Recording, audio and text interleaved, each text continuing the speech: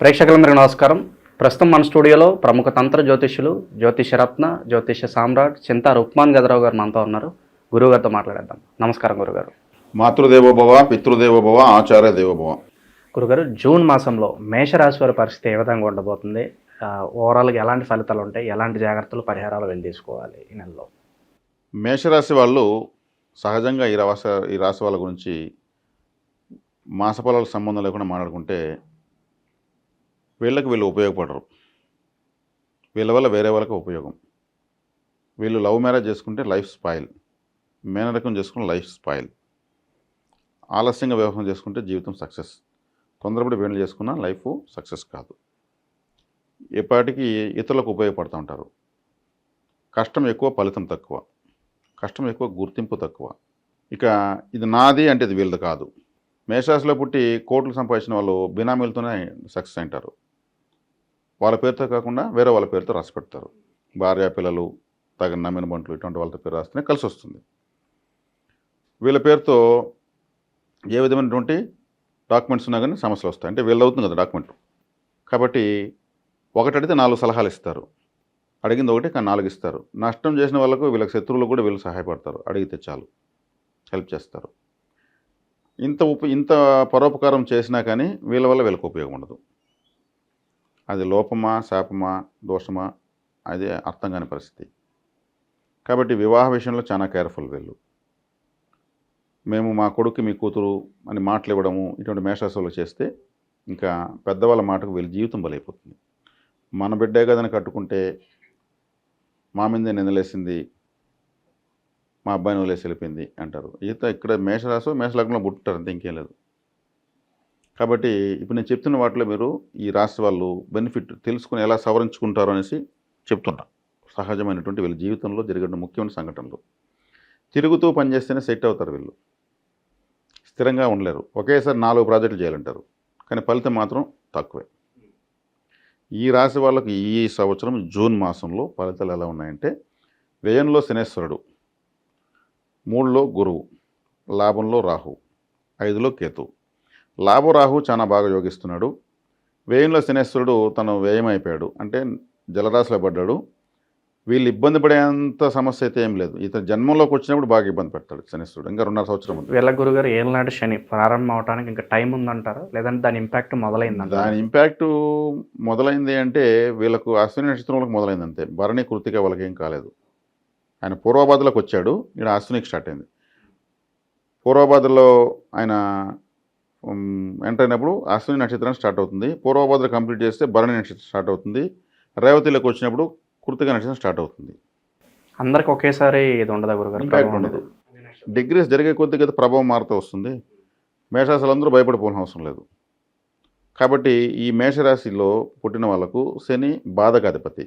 బాధకాధిపతి వాస్తవంగా బాధలో ఉన్నాడు. ఆ రాశి యొక్క తత్వం మీనం కావడమే, అంత ఇంకేం లేదు. అదే జన్మలోకి వచ్చినప్పుడు దేహ అనారోగ్యము, కష్టము, నష్టము, మాతృ కష్టము, మాతృ నష్టం జరుగుతాయి. అంటే జన్మనిచ్చిన తల్లికి ఇబ్బంది వస్తుంది. తనకి ఇంకా టైం ఉంది. కానీ ఎంతున్నా కానీ గ్రహము శనేశ్వరుడు కంఫర్ట్గా ఉండలేడు మీనరాశిలో. అది వ్యయస్థానము, జలస్థానము.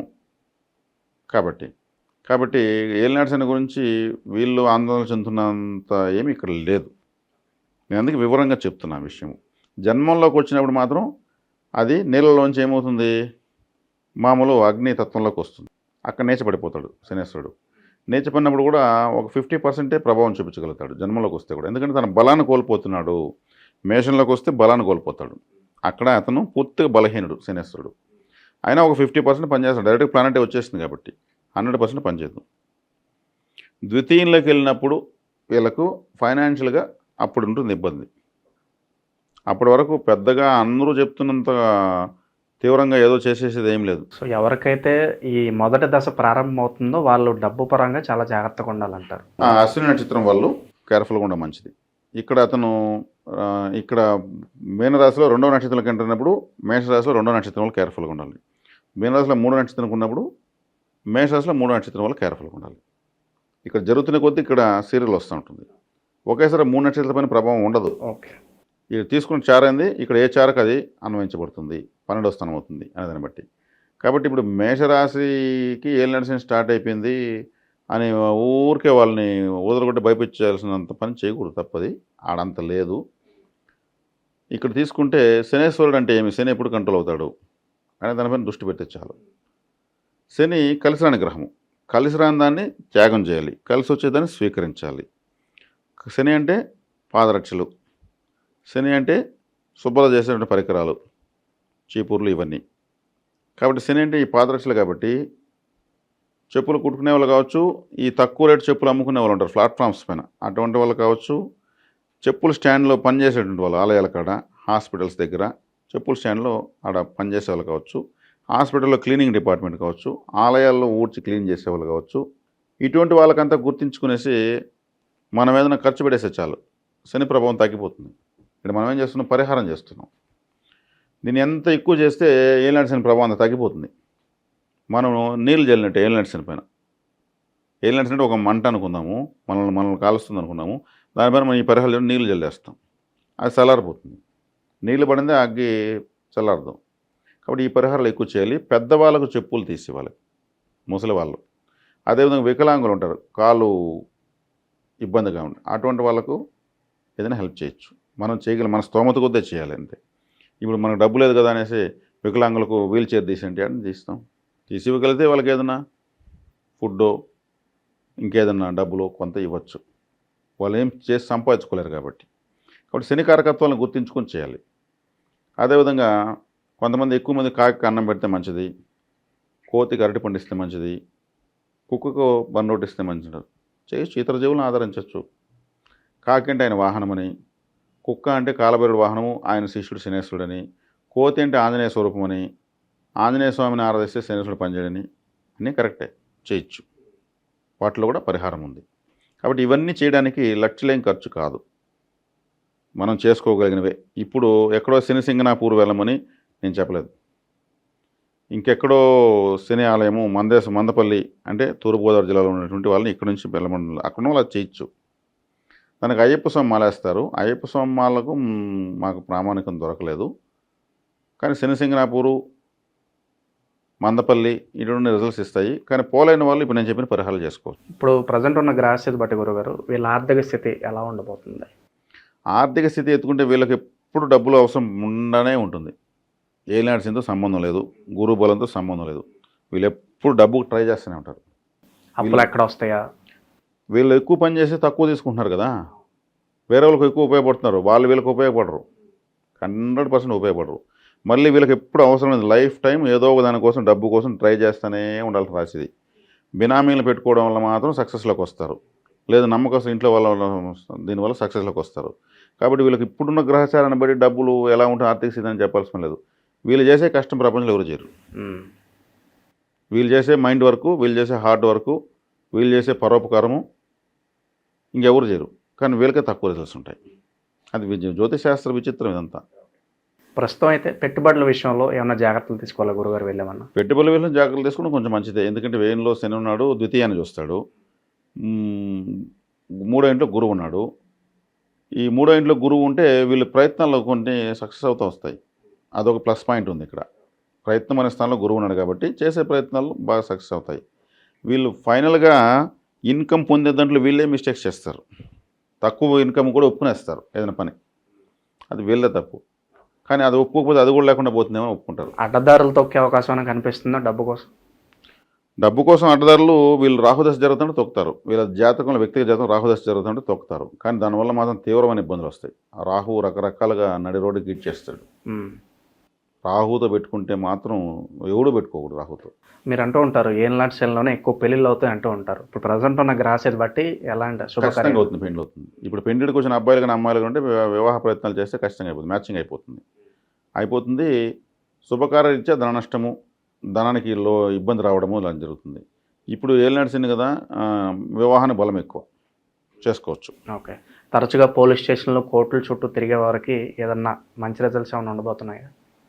అంటే పోలీసుకు సంబంధించినటువంటి గ్రహము కుజుడు రాశ్యాధిపతి. కుజుడు అన్కంఫర్ట్గా ఉన్నాడు, ఆగస్టు వరకు ఉన్నాడు అన్కంఫర్ట్గా.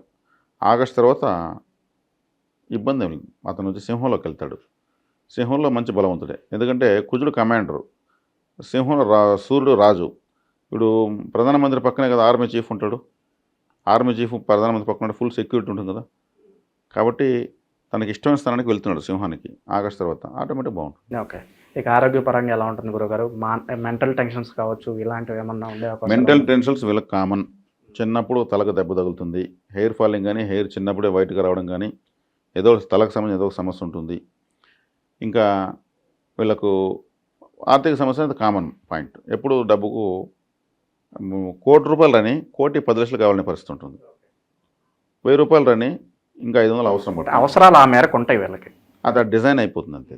పరిస్థితి అలా మారిపోతుంది. నేను ఇలా అనుకోలేదు, నాకు 10,000 సరిపోదు అనుకుంటే 20,000కు సమస్య వచ్చి పడింది. 10,000 సమస్య తీరింది కదా అనుకుంటే ఇంకో 10,000కి అవసరం పడింది. అది మన మేషరాశి లెక్క పరిస్థితి. ఇక సొంత ఇంటి కోసం ప్రయత్నించే వాళ్ళకి వీళ్ళ పరిస్థితి ఎలా ఉంటుంది? సొంత ఇంటి కోసం ప్రయత్నించే వాళ్ళు కొంత ఆగడం మంచిది. బ్లాక్ అయిపోతారు, మనీ అంతా కూడా బ్లాక్ అయిపోతుంది. సొంత ఇల్లు కట్టారు అంటే మళ్ళీ వీళ్ళకి ఇన్కమ్ రాదు. కాబట్టి కొద్దిగా ఓపిక పట్టడం మేలు. కాబట్టి మేషరాశి వాళ్ళు ఇప్పుడు నేను చెప్పిన దాన్ని క్షుణ్ణంగా 1-2 సార్లు వినేసి పరిహారాలు చేసుకుని, నేను జీవిత పరిహారాలను కలిపాను, గోచారాన్ని కలిపాను. వీళ్ళ గోచారం కన్నా జీవిత పరిహారాలు చాలా ఇంపార్టెంట్. చిన్న వయసులో ఉండే ఎవరైనా పెళ్లి ప్రయత్నం చేస్తే మాత్రం ఫెయిల్ అవుతారు, అటఫ్లో అవుతారు. మేనరికంలో ట్రై చేసుకుని ఉన్నా ఇంక మర్చిపోవాల్సిందే. జాతకాలు ఎంతన్నా బాగుండిన తర్వాత విషయం, అది రూల్. మేషరాశి మేష లగ్నం అంటే మేనరికం నెత్తిన గుడ్డే. లవ్ మ్యారేజు 2 గుడ్లు నెత్తిన. Arrange marriage better, late marriage ఇంకా బెటరు. ఇక వీళ్ళు దైవారాధన విషయంలో ఏ భగవంతుడికి ఎక్కువగా ఆరాధిస్తే బాగుంటుందంటారు గురుగారు? సుబ్రహ్మణ్య ఆరాధన ఎక్కువ చేయాలి. సుబ్రహ్మణ్య ఆరాధన ఎక్కువ చేయాలి. అదేవిధంగా వీళ్ళ అశ్విని నక్షత్రంతో వీళ్ళ జాతకం, వీళ్ళ యొక్క రాశి స్టార్ట్ అవుతుంది. ఆ మేషరాశి అంటే తల, అశ్విని నక్షత్రం అంటే అశ్విని నక్షత్రం జ్యోతిశాస్త్రం స్టార్ట్ అవుతుంది. అశ్విని నక్షత్రానికి అధిపతి కేతు. కేతు అంటే తలలేని గ్రహం. తలలేని గ్రహంతో ఉన్న నక్షత్రంతో జ్యోతిశాస్త్రం స్టార్ట్ అవుతుంది. కానీ ఆ రాశి తల అంటే అందుకే వీళ్ళకి తలకు సంబంధించి దెబ్బ తగులుతుంది, తల నొప్పి ఉంటుంది, లేదంటే హెయిర్స్ ఫాలింగ్ ఉంటుంది, ఇలాంటివి ఉంటాయని చెప్పింది. కాబట్టి వీళ్ళు హెయిర్ ఆయిల్ ఎక్కువగా దానం చేయొచ్చు. హెయిర్ ఆయిల్ ఎక్కడ పెడతారు? తలకే పెడతారు. అశ్విని హెయిర్ ఆయిల్ కాకుండా దానం చేయొచ్చు. అశ్విని అనే పేరుతోనే ఉంది హెయిర్ ఆయిల్. అది ఆ పేరుతో హెయిర్ ఆయిల్ రావడమే గొప్ప. ఇంక వేరే హెయిర్ ఆయిల్ ఉంటే ఇవ్వచ్చు. అశ్విని హెయిర్ ఆయిల్ని వీళ్ళు పెండీడు వచ్చిన అమ్మాయిలకు వీళ్ళ పెద్దల ద్వారా, తల్లిదండ్రుల ద్వారా ఇప్పించడం మంచిది. వాళ్ళు ఒక దువ్వెన ఒక హెయిర్ ఆయిల్ ఒకటి ఇచ్చేస్తే, ఎక్కడ గిరిజన సంక్షేమ శాఖ హాస్టల్స్లో పేదమ్మాయిలు చదువుకుంటూ ఉంటారు, ఒక పెద్ద దువ్వెన ఒక హెయిర్ ఆయిల్ బట్టలు వాళ్ళు గంటలుగా తల దువ్వే వాళ్ళు లేడీసే తలకు పెడతారు, జమ్మని దూకుంటారు, రిలాక్స్ అవుతుంది. వీళ్ళకి ఆ దోషం పోతుంది, పెండ్లి బలం పెరుగుతుంది. పెండ్లి బలం పెరిగింది కదంటే మళ్ళీ మ్యాన్ రోల్కి పోకూడదు, మళ్ళీ లవ్ మ్యారేజ్లకు పోకూడదు, అతను తొందరగా చిన్న వయసులో పెండ్లికి పోకూడదు. తిరుగుతూ చేసే పనులే ఉద్యోగులు, వ్యాపారులు పనిచేస్తారు. రిప్రజెంటేటివ్లు, ఇన్సూరెన్స్ ఏజెంట్లు, లేదంటే ఒక కంపెనీ తరఫున ఏదో కలెక్షన్ మేనేజర్, డెలివరీకి సంబంధించి అయినా బాగానే ఉంటుంది ఏదన్నా.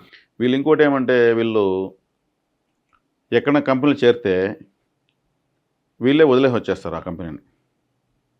లేదు కంపెనీ వాళ్ళు బయట పంపించేస్తారు. ఎందుకంటే వీళ్ళకి ఇచ్చిన డ్యూటీ వీళ్ళు చేయరు. కంపెనీ లాభ నష్టాలను చూసి మీరు ఇలా చేసుకుంటే ఇంకా లాభాలు వస్తాయని ఐడియాలు ఇస్తారు.